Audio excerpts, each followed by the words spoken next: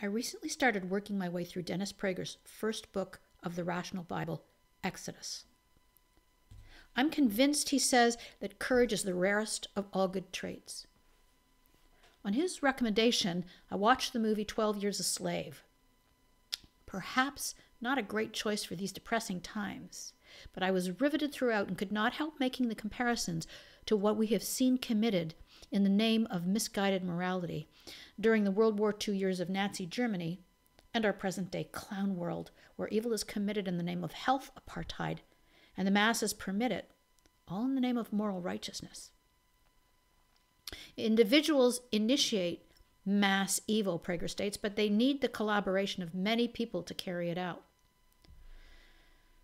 Slavery was a cruel and inexcusable cruelty inflicted upon blacks solely because of the color of their skin, and it was allowed to permeate all levels of society at the time because the objections were few and far between. When freedom did come at last to these long-suffering individuals, it was at great cost and suffering. Only when the courageous committed to putting a stop to it did the tides turn and the black men and women regain their God-given right to life and liberty.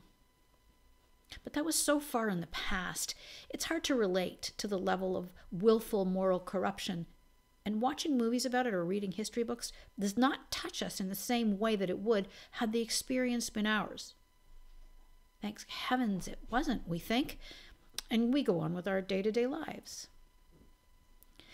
Nazi Germany is more of an irritant, as many of us knew survivors of these atrocities, and there are to this day a few who are still alive to remind us of the true horrors of what a first world people, their friends and neighbors, tolerated, finding it easier to look the other way rather than object to the evil practices that they knew were being carried out right under their noses.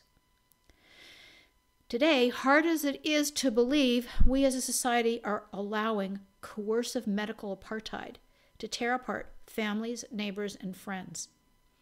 Many are losing their jobs, regardless of the good reasons that they may have for not wanting to comply with the urgency of this rushed medical experiment that is being ramrodded down our throats, including the most vulnerable of all, our children.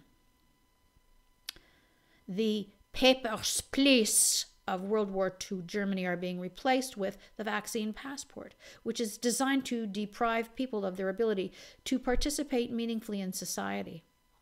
Any skepticism of the mandates is met with derision and shunning, and the collateral damages of ruined businesses and broken relationships seems almost crafted by design. In order to restore order and sanity, we as a people must stop complying. It's still not too late, but the false sense of security that the government is luring us with will turn and pounce without any notice.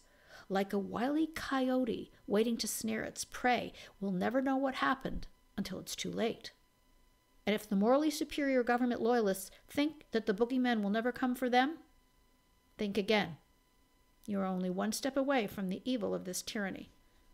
Stop complying. We can still stop the madness. Let us all find our inner courage while we are still allowed to express it. Let us not allow evil to proliferate again in the name of moral righteousness. Courage, as noted, is the rarest of all good traits.